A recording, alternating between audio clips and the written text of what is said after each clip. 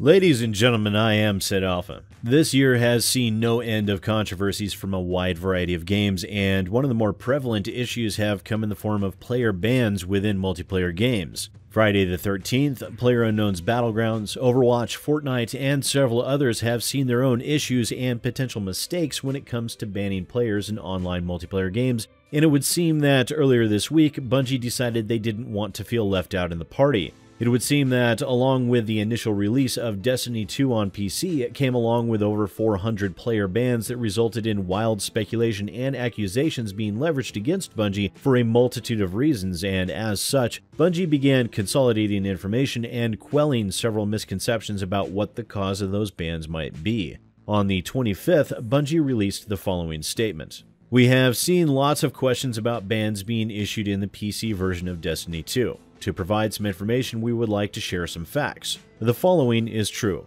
Destiny 2 cannot automatically ban you. Only Bungie can ban a player after a manual investigation. Yesterday, we banned approximately 400 players on PC. Bans were applied to players who were using tools that pose a threat to the shared ecosystem of the game. We did not and will not issue any bans for the use of overlays or performance tools, including Discord, XSplit, OBS, RTSS, etc. Information on using third-party applications can be found here, link provided.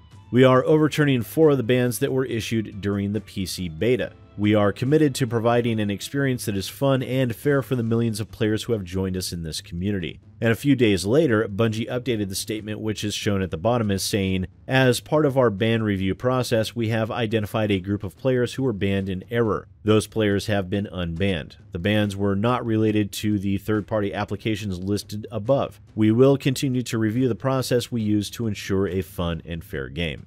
And these initial bans were at first believed to be in direct relation to third-party applications, which Bungie had previously stated that no bans have been or will be issued in relation to streaming software, overlay programs, or performance tools, and as it turns out, some of those people that had suspected they were banned before even loading into the game while making use of these programs were in fact banned for various reasons due to the game's beta.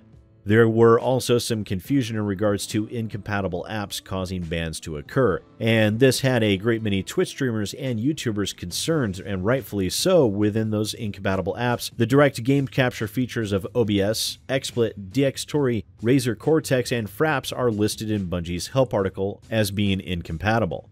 And this application incompatibility was listed as being limited to the game capture element of those programs. Screen capture, hardware level capturing, and window captures are all supported. These incompatibilities, however, have not resulted in any known bans, and it was confirmed on the Destiny subreddit, and also it has been updated in the Streaming and Capture Help article.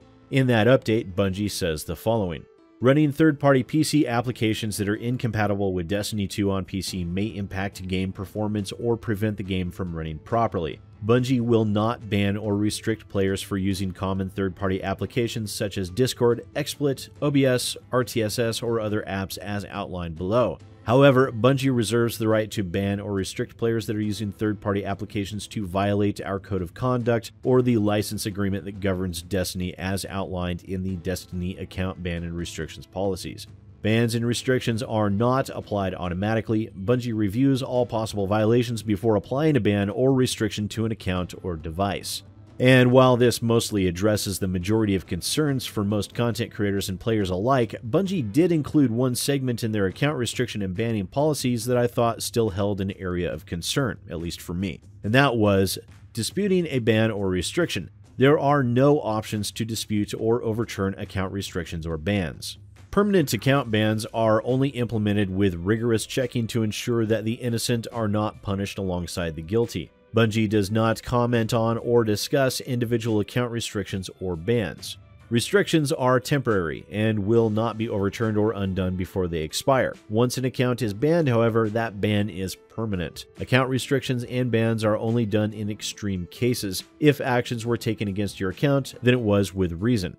Bungie takes actions to preserve the experience of all Destiny players and does not take account restrictions lightly. Players are responsible for their online account and console hardware and any actions taken in the world of Destiny, and should be careful of who they allow access to their Destiny account.